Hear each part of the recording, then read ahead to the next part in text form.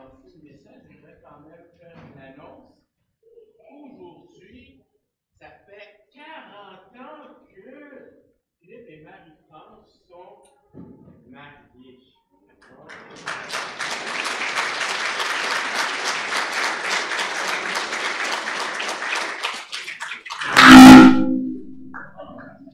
Et c'était plus fort que moi. Quand j'ai su la nouvelle, j'ai dit, wow, Marie-France, là, Dieu lui a donné de la grâce, la grâce, la grâce.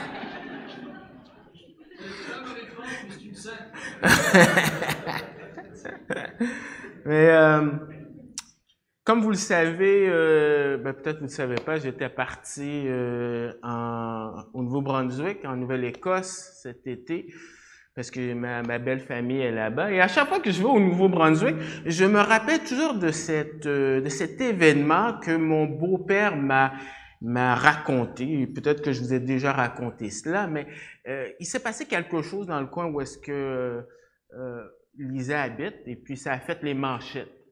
Alors, c'était un couple qui s'est fait voler leur barbecue. Alors, vous allez me dire, qu'est-ce qu'il y a de spécial là-dedans? Mais attendez. Alors, le couple en question essayait de savoir qui avait emprunté, ou en tout cas volé le barbecue, et puis les voisins disaient non, on ne sait pas, on ne sait pas. Et puis, avec le temps, ils se sont dit, bon, OK, on oublie cela. Et plus tard, le barbecue est revenu. Et puis, ce qui était étonnant, c'est qu'ils ont trouvé une lettre à l'intérieur du barbecue. Et puis, c'était une lettre qui disait, écoutez, vous étiez pas là, on avait besoin du barbecue, mais écoutez, juste pour vous dédommager de tout l'inconvénient, voici 2 tickets pour assister à un match de hockey de la Ligue junior majeure du Québec. Alors, l'équipe, c'est les Titans Acadie de Bathurst. Alors, ça tombe bien, ils aimaient bien ça, le hockey, ils sont partis. Quand ils sont revenus, ils ont été cambriolés. Alors, je ne sais pas s'ils ont pris le barbecue aussi, mais pour reprendre une expression québécoise, ils se sont fait passer un sapin. Et le texte de ce matin, c'est exactement qu'est-ce qu'on va voir. Et d'ailleurs, je vous invite à ouvrir vos Bibles dans le livre de la Genèse, Genèse de chapitre 27. Et j'ai intitulé mon message « Se faire passer un sapin ». Et étant donné qu'on a 46 versets, je n'aurai pas le temps de couvrir tous les versets, même si c'est riche, mais je vais lire par section, je commenterai à chaque fois et je prierai avant. Père éternel, merci encore pour le fait qu'on a le privilège d'avoir une relation avec toi. Et la vie éternelle, c'est justement te connaître. Et permet que tu nous donnes des oreilles de disciples pour entendre. Et très souvent, c'est à cause de nos péchés. C'est ce qui nous empêche de nous approcher de toi. Donc, Seigneur, pardonne-nous. Permets que ta parole puisse porter du fruit pour ta gloire. On te demande ces choses-là en précieux nom de ton Fils Jésus. Amen. Alors, ce matin, je voudrais toucher 4 points qui vont toucher cette supercherie. Du verset 1 à 17, on va avoir une supercherie planifiée dans les moindres détails. Du verset 18 au verset 27, 18 jusqu'au verset 29, on va parler d'une supercherie exécutée à la perfection. Du verset 30 au verset 40, eh bien, on va avoir une supercherie qui est mise en lumière. Et finalement, du verset 41 jusqu'à 46, eh bien, c'est les conséquences de cette supercherie. Puis on va conclure avec une conclusion christocentrique. Qu'est-ce qu'on peut ressortir de ce texte-là avec Christ? Alors, premièrement, une supercherie planifiée dans les moindres détails. Alors, peut-être que cela peut vous étonner, mais la fraude est un thème qui revient souvent dans le livre de la Genèse. Alors, le livre de la Genèse, en gros, on peut la séparer en 2 sections. De 1 à 11, on a l'origine du monde, des nations.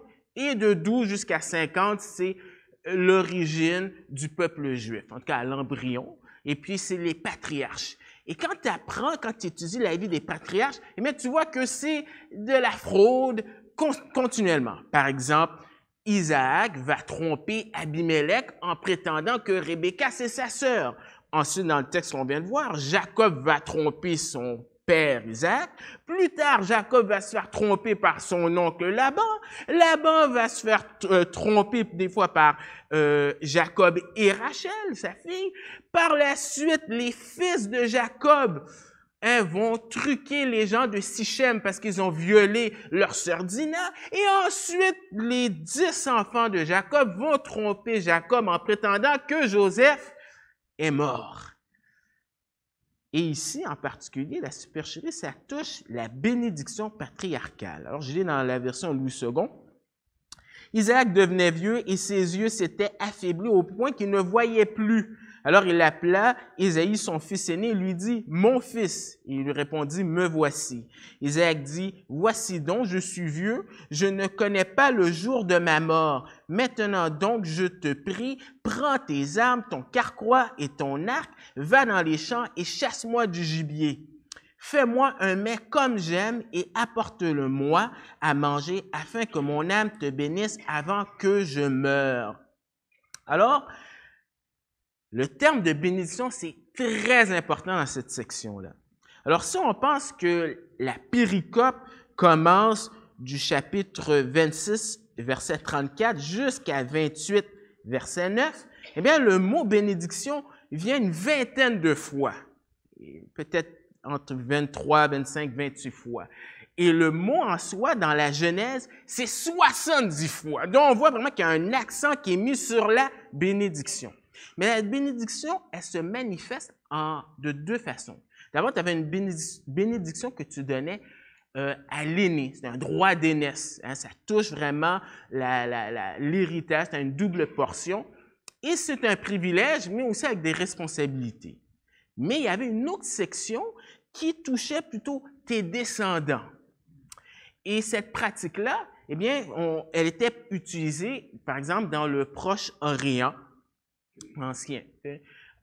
Justement, pas dimanche, mais cette semaine, dans le comité d'évangélisation, on parlait comment l'archéologie confirme la Bible et non l'inverse. Parce que dans l'archéologie, les gens peuvent se tromper dans leurs données. Mais il faut se rappeler que notre confiance est dans la Bible, mais l'archéologie peut valider ce que la Bible dit. Et c'était une pratique qui se faisait. Alors, le mot est intimement lié, droit d'aînesse et bénédiction, parce que dans l'hébreu, c'est Beraka et Bekora. Beraka, Bekora. Il y a juste le R et le K qui est inversé. Donc, on voit qu'ils sont intimement liés. Et généralement, c'était pour un individu, mais des fois, comme par exemple le cas de Joseph et de Judas, c'est séparé. Alors, la bénédiction joue un rôle important, et c'est à l'occasion de la mort imminente d'Isaac. Alors, on pense qu'Isaac a environ 137 ans, et il pense qu'il va mourir parce que son frère Ismaël est mort à cet âge-là. Et avec cet âge-là, vient aussi des signes de vieillesse. Monsieur ne voit plus, il est aveugle. Alors, il se prépare pour pouvoir dire de façon officielle, léguer cet héritage, cette bénédiction à son fils aîné qui est Ésaü. Sauf qu'il y a un problème.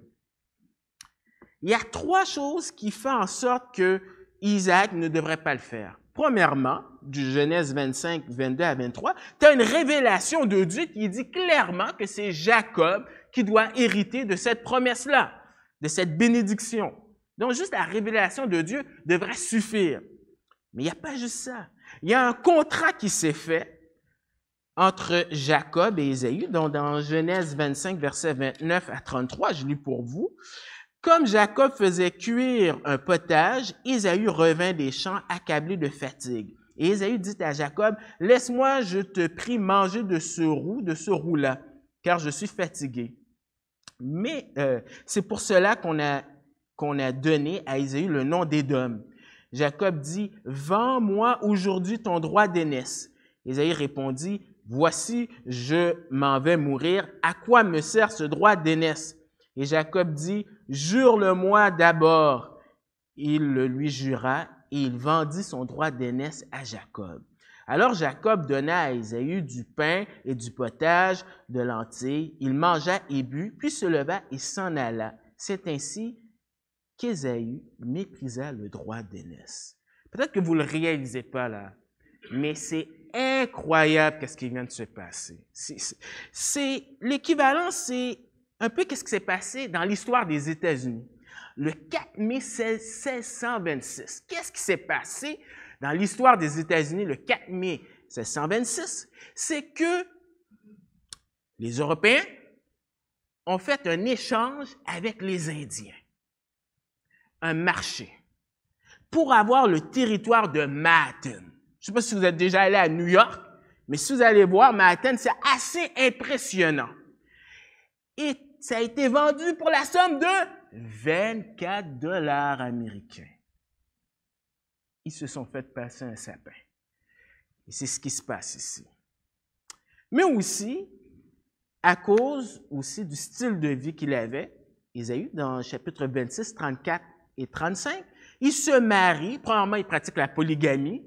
Or, de ce qu'on sait, Isaac, eh bien, contrairement à Abraham, eh bien, Isaac, lui, a toujours été fidèle à sa femme. Donc, il n'y avait pas d'intérêt, il n'y avait pas d'exemple qui pourrait lui dire le contraire. Donc, il se marie non seulement avec 2 femmes, mais aussi avec des gens du pays. Alors que il savait très bien, même que son grand-père Abraham avait dit à Isaac de ne pas se marier avec des gens du pays. Parce que dans l'histoire d'Israël, Canaan va toujours influencer le peuple à adorer des idoles. Alors, pourquoi Isaac fait cela? C'est ses motivations. Motivation, c'est d'abord le favoritisme. Si on retourne dans Genèse 25, verset 28, alors au 27, je lis d'abord. Ses enfants grandirent. Ésaü devint un habile chasseur, un homme des champs, mais Jacob fut un homme tranquille qui restait sous les tentes. Isaac aimait Ésaü parce qu'il mangeait du gibier et Rebecca aimait Jacob. Alors, ce sont des jumeaux, mais ils ne sont pas identiques, ni physiquement, ni au niveau de leur personnalité. J'en sais quelque chose, je suis marié avec une jumelle et sa sœur est différente physiquement, ils ont des personnalités différentes. Et ici, on a le portrait de 2 jumeaux, un qui est un chasseur, on aurait pensé peut-être l'équivalent d'un athlète, et on a un autre qui est plus doux, qui est à la maison. Peut-être le précurseur un peu de Ricardo, un homme à la maison, la cuisine. Alors, on a 2 types, mais le problème, c'est que chacun a un favori. Et ça va se nourrir, ça. Et ça va faire tranquillement un schisme dans la famille. Mais aussi, l'autre problème, c'est au niveau de la nourriture. Isaac a un faible pour ça. On nous dit au verset 4, « Fais-moi un mets comme j'aime ». Et dans certaines versions, on pourrait dire « délice ». Le mot apparaît 8 fois dans l'Ancien Testament et 6 fois dans ce texte-là. Au verset 4, au verset 7, au verset 9, au verset 14, au verset 17, au verset 31. C'est-à-dire que Moïse veut vraiment mettre l'accent que Isaac, il aime la nourriture. Et je dois vous avouer que je peux comprendre un petit peu parce que cet été, j'ai été initié à une émission qui s'appelle MasterChef. MasterChef Canada et MasterChef États-Unis. Et c'est des gens qui préparent, ils veulent avoir le titre d'être le cuisinier par excellence. Et c'est vraiment, ça donne vraiment le goût de manger. C'est appétissant comment les plats sont préparés. Mais le problème, c'est que pour Isaac, qu'est-ce qui dirige son cœur? C'est la nourriture. Et il vit de façon, comme Paul dit, leur Dieu, c'est leur ventre. Et Paul va dire dans Galates 5, je pense au verset 17-18, de marcher par l'esprit et non par la chair parce qu'ils ont des désirs contraires. Alors, monsieur Isaac, il n'est pas seulement aveugle physiquement, mais aussi spirituellement parce qu'il agit de façon autonome. Il décide de faire fi de ce que Dieu dit et il décide de suivre ses penchants et de faire sa propre loi. Mais quelque chose va arriver. Ce plan-là est orchestré parfaitement par Rebecca. Alors, Moïse nous introduit Rebecca et Rebecca, c'est elle qui va initier un plan pour contrecarrer celui de son mari. Alors, le texte narratif nous montre vraiment qu'il y a une intrigue qui va remporter.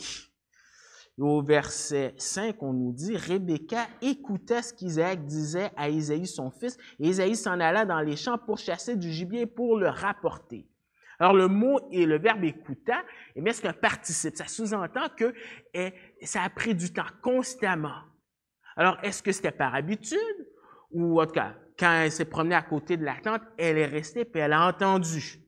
On voit Rebecca, c'est une femme d'action. On le voit quand on nous l'introduit, comment elle sert ce serviteur qu'Abraham a envoyé pour trouver une femme pour Isaac. Elle dit tout de suite oui à Laban qu'elle veut se marier avec avec Jacob, excusez.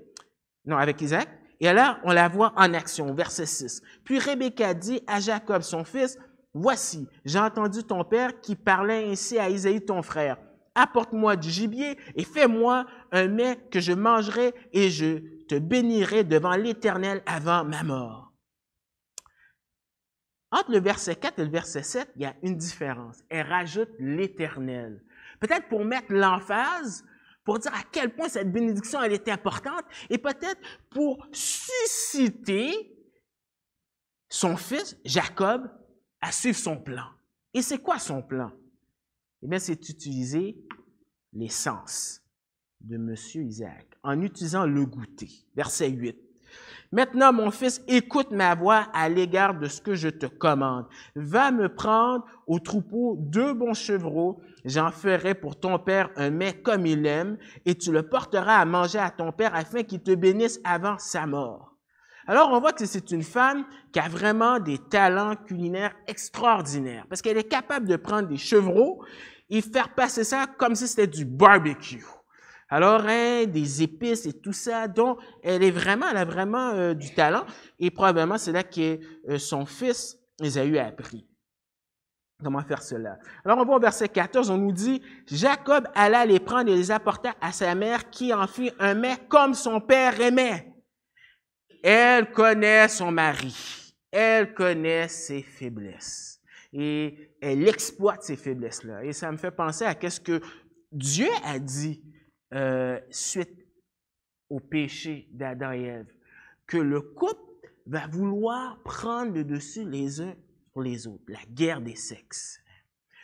Et vous savez, c'est pas parce qu'on est chrétien que dans un couple, eh bien, faut pas travailler sur son couple parce que on n'a pas encore notre corps glorifié, la présence du péché est toujours là et qu'on ait 10 ans de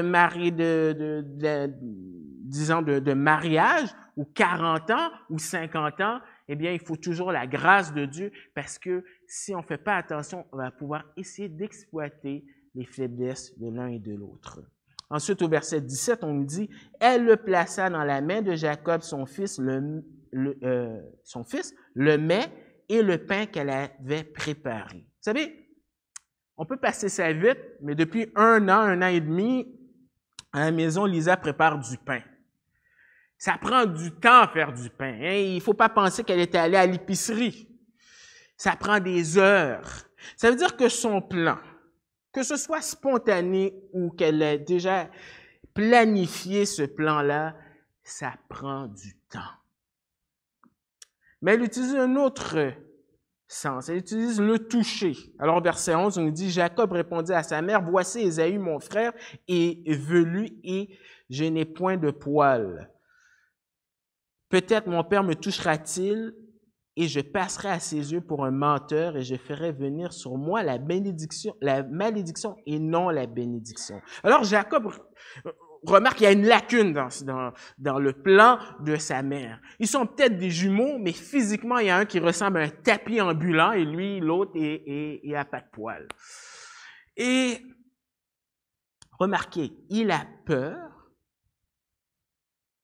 que son père puisse le maudire. Ça fait référence à Genèse chapitre 12, quand Dieu a fait cette promesse dans cette alliance abrahamique, « Je bénirai ceux que tu béniras, je maudirai ceux qui te maudiront. » Il a peur de se faire attraper, mais il n'y a pas de problème à essayer de tromper son père.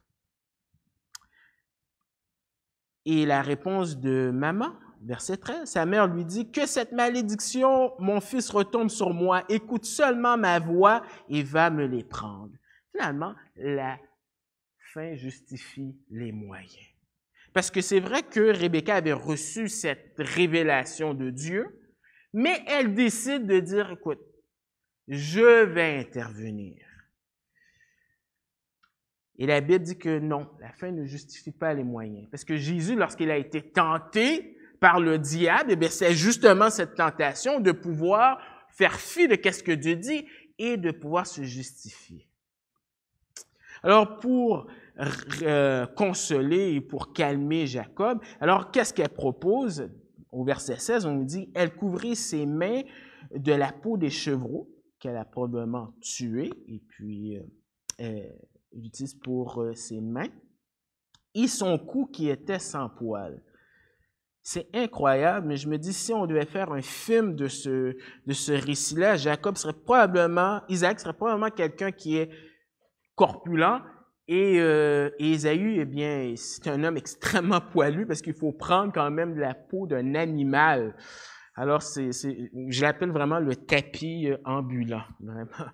Et pourtant, il y a un autre aspect qu'elle utilise, l'odorat. Au verset 15, elle dit, « Ensuite, Rebecca prit les vêtements d'Ésaü, son fils aîné, les plus beaux qui se trouvaient dans la maison, et les fit mettre à Jacob, son fils cadet. » Alors, comment ses habits préférés se retrouvent chez elle alors que c'est un monsieur qui a 77 ans, qui est marié, qui a 2 épouses? Comment se fait-il que ses habits se trouvent chez elle? On ne le sait pas, il y a plusieurs hypothèses. Mais est-ce que vraiment c'est peut-être quelque chose déjà qu'elle avait déjà planifié? Quoi qu'il en soit, ça marche parce qu'au verset 27, on nous dit « Jacob s'approcha et le baisa. Isaac sentit l'odeur de ses vêtements, puis il le bénit et dit « Voici l'odeur de mon fils est comme l'odeur d'un champ que l'Éternel a béni. » Alors, elle utilise les sens. Et les sens peuvent nous tromper.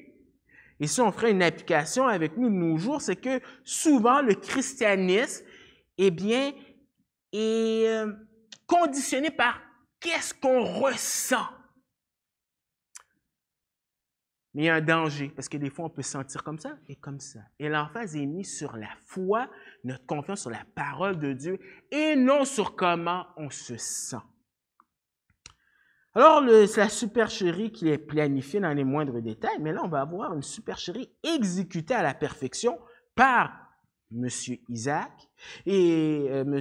Jacob, excusez. Et Jacob, c'est quelqu'un qui profite des faiblesses des gens. Il a profité du fait que son frère avait faim pour lui tendre l'hameçon, la patte. Et ici, il va profiter d'un homme qui est vieux et aveugle. Alors, ça ne date pas de hier d'exploiter les aînés et ceux qui ont des handicaps. C'est intéressant pour le peuple juif, particulièrement la génération de Moïse lorsqu'il écrit cela, parce que dans le Lévitique et dans le Deutéronome, on va dire « Gare à celui qui veut exploiter celui qui est aveugle. » Alors, c'est un homme, M. Jacob, qui veut exploiter. Et comment il va exécuter ça? C'est en utilisant le mensonge. Parce qu'au verset 18, on dit, « Il vint vers son père et dit, « Mon père, et Isaac me dit, me voici. Qui es-tu, mon fils? » Alors, ils ont peut-être pensé à tout, mais ils n'ont pas pensé à la voix. Et on dit que ceux qui ont des lacunes dans certains handicaps, eh bien, compensent par d'autres. Alors, il semble qu'il entend quelque chose de différent. D'ailleurs, au verset 22, il dit « La voix est la voix de Jacob, mais les mains sont les mains d'Ésaü. » Et on pourrait peut-être se dire, il me semble que c'est évident, pourquoi Isaac n'a pas allumé. Mais probablement parce que ses autres sens, eh bien, semblent être en contradiction avec le sens de l'ouïe. Mais aussi, quand tu es de la même famille, quand même, tu peux avoir des intonations de voix qui sont similaires. Moi, je l'ai vécu au moins à 2 reprises. J'étais dans un endroit où est-ce que la personne ne savait pas que j'étais là, m'a entendu parler et pensait que c'était mon frère qui était là. Alors, Pour pallier à cela, monsieur doit mentir et il va utiliser 5 mensonges au total. Alors, on regarde. Verset 19. Jacob répondit à son père, « Je suis Ésaü, ton fils aîné. » Premier mensonge. « J'ai fait ce que tu m'as dit. » Deuxième. Faux. Monsieur ne chasse pas. Monsieur, c'est un monsieur à la maison. « Lève-toi, je te prie, assieds-toi et mange de mon gibier afin que ton âme me bénisse. » Isaac dit à son fils, « Et quoi? Tu en as déjà trouvé mon fils? » Parce que pour la chasse, normalement, ce qu'on m'a dit, ça prend du temps. Apparemment, il faut trouver le gibier, il faut, une fois le tuer, il faut le renverser pour s'assurer que tout le sang soit parti, il faut enlever la peau, il faut cuire. Alors, c'est un processus qui prend des heures et quand même, monsieur était habitué quand même à voir son fils le faire. Donc, il y a quelque chose qui semble être louche dans cette histoire. Alors, le texte nous dit, « Et Jacob répondit, c'est que l'Éternel, ton Dieu, me l'a fait venir... » Ah non, excusez. Oui. Alors, il dit, c'est ça? Oui. Et Jacob répondit, c'est que l'Éternel, ton Dieu, me l'a fait venir devant moi. Quatrième mensonge, il rajoute Dieu là-dedans. Le troisième, c'est il a dit qu'il l'a préparé, puis c'est pas lui, c'est sa maman. Donc, il met le nom de Dieu, et il utilise le nom de Dieu en vain. Incroyable. Alors, verset 21, Isaac dit à Jacob, « Approche donc et que je te touche, mon fils, pour voir si tu es mon fils Ésaü ou non. » La confiance règne dans cette famille-là. Hein? Jacob s'approcha d'Isaac, son père, qui le touchait et dit la voix, comme je vous ai dit, la voix est la voix de Jacob, mais les mains sont les mains d'Ésaü. Il ne les reconnut pas parce que ses mains étaient velues comme les mains d'Ésaü, son frère, et il le bénit. Verset 24, il dit, la dernière fois, « C'est toi qui es mon fils Ésaü? » Et Jacob répondit, « C'est moi. » Cinquième mensonge. Isaac dit, « Sers-moi et que je mange du gibier de mon fils afin que mon âme te bénisse. » Jacob le servit, il mangeait, il lui apporta aussi du vin et il but. Alors Isaac, son père, lui dit, « Approche donc et baise-moi mon fils. » Jacob s'approcha et le baisa. Ça me fait penser un peu au baiser de Judas avec Jésus. Alors, on dit, Isaac sentit l'odeur de ses vêtements, puis il le bénit. Alors, hey, wow, ça marche! Mission accomplie. Il ment. Et pourtant, c'est condamné par les Écritures. Il y aura plein de passages pour vous dire comment la Bible est contre cela. Il y a les 10 commandements. Mais il y a le texte de l'Apocalypse qui est intéressant parce que, vous savez, si vous n'avez pas mis votre confiance en Jésus, vous devez vous présenter selon vos standards face à un Dieu qui est parfait et le moindre petit péché, eh bien, t'es exclu. Et dans Apocalypse 21, verset 8, il mentionne plusieurs péchés, mais il mentionne aussi celui du mensonge. Alors, c'est grave pour Dieu. Ce qui est à l'encontre de cette annonce publicitaire que, probablement, vous avez vu pour les légumes. Alors, c'est de Arctic Garden qui dit qu'apprendre à mentir à ses enfants avec Arctic Garden. Hein? C'est correct de mentir. C'est ce que la société véhicule, mais pour la Bible, c'est grave.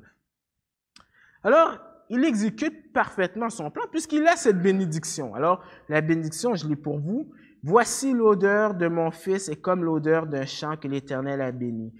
Que Dieu te donne la rosée du ciel et de la graisse de la terre, du blé et du vin en abondance, et que des peuples te soient soumis et que des nations se prosternent devant toi. Sois le maître de tes frères, c'est-à-dire les descendants d'Ésaü, et que les fils de ta mère se prosternent devant toi. Maudit soit quiconque te maudira et béni quiconque te bénira. » Alors, ça fait encore référence à Genèse chapitre 12. Alors, cette bénédiction, c'est la prospérité et la productivité, l'expansion et la domination. Et finalement, on voit que c'est Dieu qui est souverain. Hein? Il l'avait dit, il l'a accompli. Et là, on a un parfait exemple de la souveraineté de Dieu versus la responsabilité humaine. Et pourtant, Dieu a le dernier mot. comme avec l'histoire de Joseph avec ses frères. Vous vous souvenez, Balaam a voulu maudire le peuple et il n'a pas pu le faire. Et Rebecca et Jacob auraient dû mettre leur confiance en Dieu sans utiliser cela. Alors, la supercherie mise en lumière. Alors, au verset 30, on dit Isaac avait fini de bénir Jacob et Jacob avait à peine quitté son père Isaac qu'Ésaü, son frère, revint de la chasse. Donc, on voit la providence de Dieu dans cette histoire. Il fit aussi un mets qu'il portait à son père et il dit à son père que mon père se lève et mange du gibier de son fils afin que mon âme me bénisse. Quand ils vont réaliser qu'ils se sont fait avoir, qu'ils se sont fait passer un sapin, comment ils vont réagir, c'est important. Parce que souvent, il peut nous arriver des choses. Nous vivons dans un monde pécheur où est-ce qu'on nous a blessés. Mais qu'est-ce qui est intéressant de savoir, c'est comment on réagit par rapport à cela. Est-ce qu'on laisse Dieu intervenir ou bien on se fait propre justice? On se fait justice. Alors la réaction d'Isaac, il est sous le choc. Isaac fut saisi d'une grande, violente émotion et dit, « Qui est donc celui qui a chassé du gibier et me l'a apporté? J'ai mangé de tout avant que tu vinsses et je l'ai béni, aussi sera-t-il béni. » Dans l'original, c'est tellement fort, c'est Isaac trembla, un grand tremblement qui était grand et excessif. Alors, c'est vraiment imagé, on voit vraiment qu'il est sous le choc. Et pourtant, il est soumis à la parole de Dieu. Verset 37, Isaac répondit et dit à Ésaü, « Voici, je l'ai établi mon maître, ton maître, et je lui ai donné tous ses frères pour serviteurs. Je l'ai pourvu de blé et de vin. Que puis-je donc faire pour toi, mon fils? » Alors, quelque part, Isaac a compris que Dieu est souverain. Il n'a pas plié sous les caprices de son fils préféré. Vous savez, il y a le phénomène des enfants rois. Avec les enfants rois, ils pleurent. Oh, le parent fait tout ce que l'enfant dit. Là, il a réalisé que Dieu prend préséance sur tout. Qu'est-ce que Jésus a dit? Si tu aimes ton père, ta mère, plus que moi, tu n'es pas digne d'être mon disciple. Ton allégeance doit être tout d'abord, avant tout, la parole de Dieu. Et Dieu avait dit que ce serait Jacob qui serait béni. Alors, qu'est-ce qu'il fait? Bien, il annonce une prophétie, verset 39-40. Isaac, son père, répondit et lui dit, « Voici, ta demeure sera privée de la graisse de la terre et de la rosée du ciel d'en haut.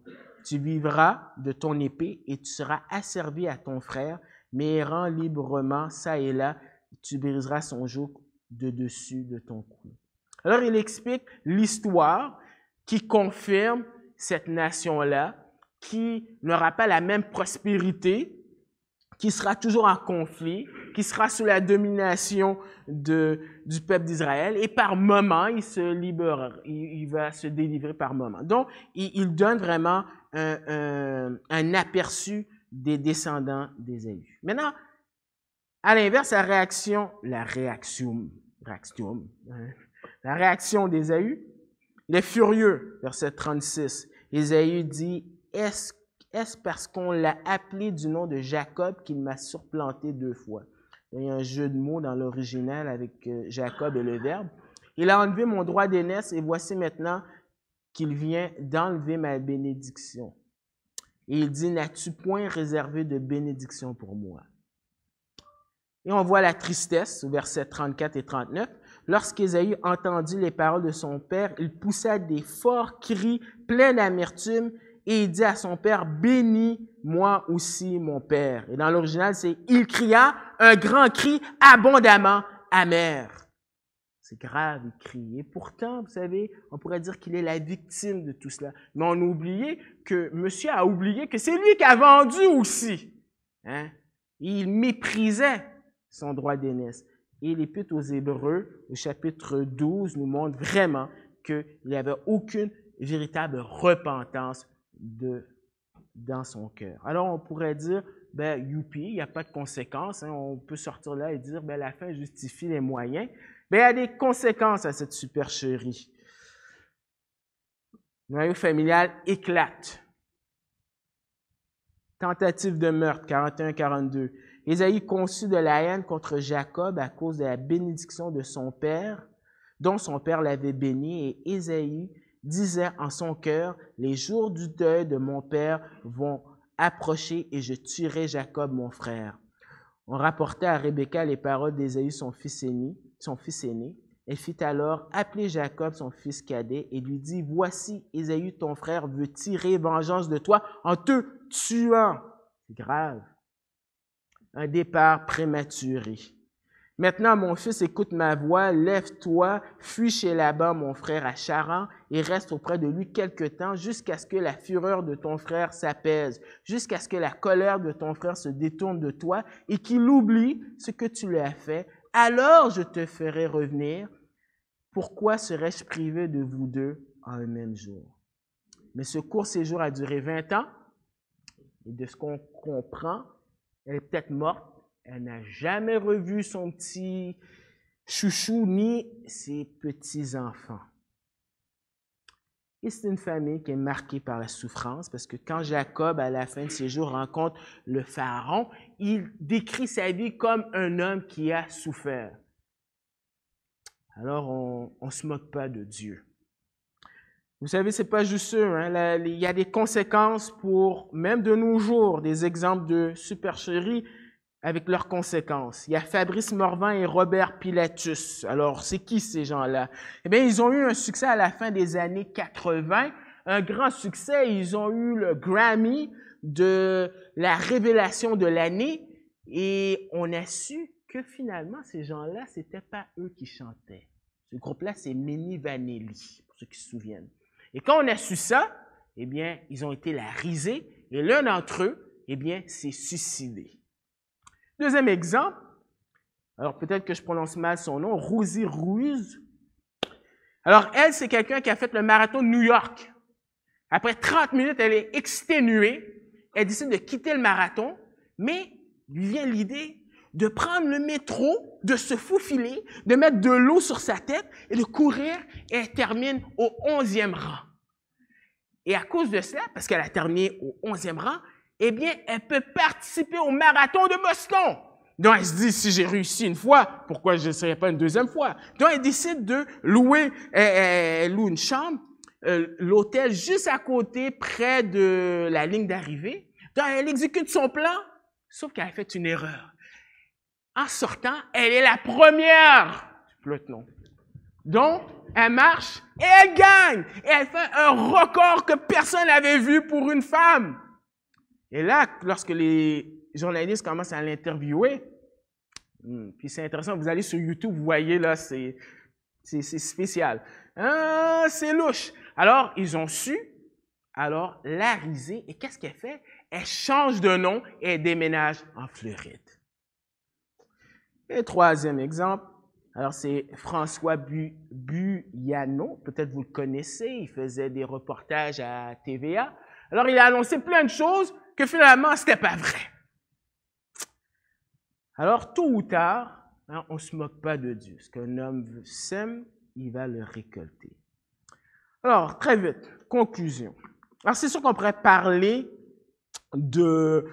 par rapport à des principes au niveau de la famille, au niveau du couple, mais je voudrais mettre vraiment l'emphase sur le héros qui se trouve derrière, et c'est Dieu. Et l'emphase est mise sur la fidélité de Dieu. Envers les patriarches, Dieu avait promis à Abraham une descendance, un pays, et qui serait une bénédiction pour tous les gens de ce monde. Et on voit la fidélité de Dieu, malgré leurs lacunes dans cette famille-là. Mais on pourrait se dire, oui, tu dis que tu vas bénir tous les gens de la terre. Ben, il faut vraiment la grâce de Dieu. Parce que si vous pensez que cette famille dysfonctionnelle a des problèmes, attendez de voir le reste des patriarches. Même si vous allez dans Matthieu, vous allez voir cette lignée de pécheurs qui comprend quelqu'un qui couche avec sa belle-fille pensant que c'est une prostituée, on a un meurtrier, on a un roi qui fait passer les enfants par le feu, l'idolâtrie, etc., etc. Puis on peut se poser la question, comment cette lignée peut être une bénédiction pour tous les gens de la terre. Mais cette lignée-là, elle pointe vers le Messie, vers Jésus, qui, lui, à travers son sacrifice, va bénir tous les gens s'ils mettent leur confiance en lui. Et qu'est-ce qu'on sait de Isaac et Jacob? C'est que malgré tous leurs défauts, ils sont dans Hébreu, faisant partie de cette lignée des gens qui ont mis leur confiance. Malgré leurs lacunes, s'ils ont mis leur confiance. Et c'est la même chose avec nous. Dieu ne veut pas de notre performance parce que nous sommes tout simplement pas capables, comme cette famille-là. Mais qu'est-ce qu'on peut faire? C'est de mettre notre confiance comme ils ont mis leur confiance dans les promesses de Dieu. Bien, nous aussi, la Bible dit que si on met notre confiance en qu'est-ce que Christ a fait, eh bien, nous serons justifiés. Prions. Père éternel, merci pour ce beau passage qui nous montre vraiment ta grâce pour une famille dysfonctionnelle, mais aussi ta grâce finalement pour tous les êtres humains. Parce qu'à cause du péché, vraiment, nous sommes exactement comme cette famille-là. Merci parce qu'il a fallu que tu interviennes et c'est pas à travers nos œuvres parce que nous sommes tout simplement pas capables.